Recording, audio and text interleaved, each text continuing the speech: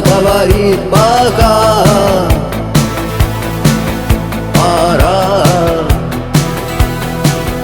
И пальто на гвозде, шарф в рукаве и перчатки в карманах шепчут: подожди до утра.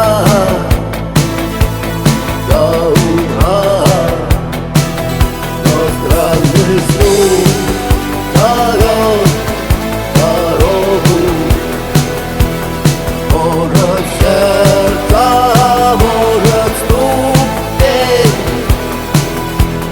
И когда я обернусь на пороге, я скажу одно лишь слово: